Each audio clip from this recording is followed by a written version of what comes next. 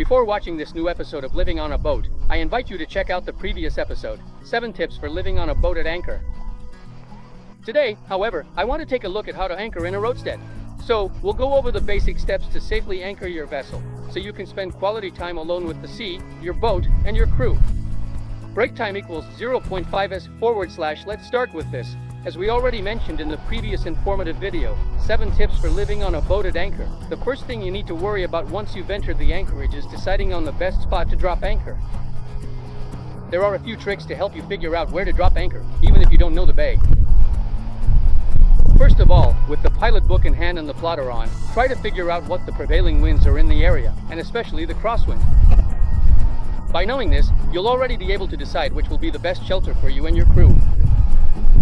Secondly, you'll need to look for sand. Sure, mud is better, but anchoring in a roadstead isn't just about safety, looks matter too. So look for the spot where the water is clearest. From the color of the water, you can guess the type of seabed. While you're dropping anchor, always keep an eye on the depth. It's not a good idea to anchor close to shore just to have a shorter ride with the tender, only to end up with your boat dragging through sand and rocks, but it's also not wise to anchor in 30 meters of water. My rule is to drop anchor only in depths where I can dive down to free or retrieve the anchor myself. If you're not sure about the spot you've chosen, approach the stern of a boat that's already anchored and drop your anchor behind them. Just make sure to ask first how much chain they have out on the seabed. By doing this, you'll know that your boat will move in a way that doesn't pose a risk to the others already anchored.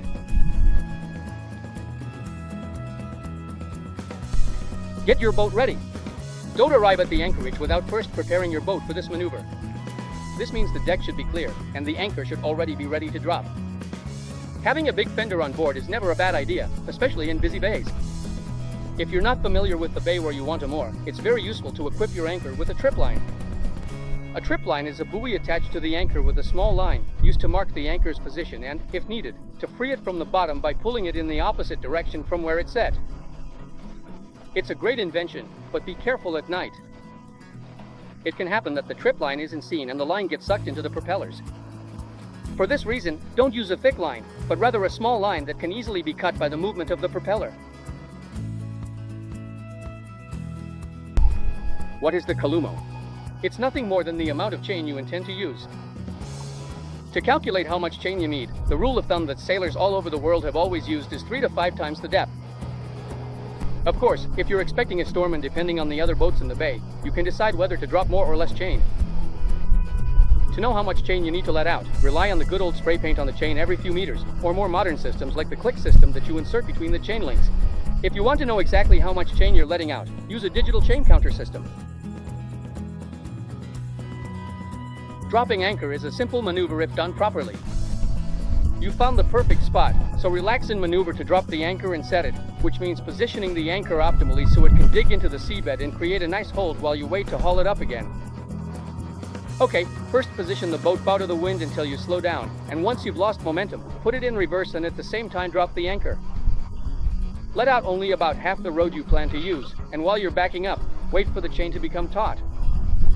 At this point, give it a stronger burst of throttle for about 5 to 10 seconds. This way, the anchor will dig in and you'll be able to see if it's holding or not.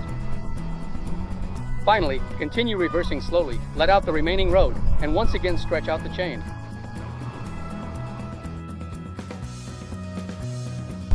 Has the anchor caught? How can you tell without diving in? At this point, you'll need to test how well your anchor is holding. If you have an anchor alarm, make sure to set it at the anchor drop point, not when the boat is stationary. If you don't have one, don't worry, just proceed like this. Stand facing the bow and stretch your arms out to starboard in port. Take 2 reference points that aren't the boats beside you, so you can empirically check your position. The helmsman, keep your eyes on him, will give it some throttle in reverse, the chain will stretch out again, and 2 scenarios can happen. In the first, the boat stays put relative to the points you've chosen, which means the anchor has caught. In the second, the boat will start drifting backward, first slowly, and then faster and faster. The second scenario brings you back to the first step, haul in the chain and repeat the anchoring maneuver. The process I just described is the simplest way to anchor, but there's still one little tip missing. Get yourself a mooring snubber, which will act as a buffer between the chain and the boat. This way, you'll get a double benefit. You won't put strain on the windlass gypsy, and the movement will be smoother overall. Finally, the boat is steady and you're already at the helm with a well-deserved cold drink in hand. But fenders, even if they're not the prettiest, actually provide reliable protection from accidental bumps when at anchor, and especially at night, they offer an extra layer of safety that never hurts. On that note, check out my video on how to use fenders. It often happens that a boat, having just entered the anchorage, decides to position itself close to yours, even if the bay is empty. Don't take it as a personal affront. Maybe they're anchoring near you because they think you've already found the best spot. If your new neighbor is respectful, there's no problem, but if the noise suddenly gets louder, then I also recommend a good marine horn with a megaphone function to drive away the rowdy sailor. Learning how to anchor in a roadstead isn't difficult, but depending on the shape of the seabed, the available space, and the weather and sea conditions, there are different types of anchoring.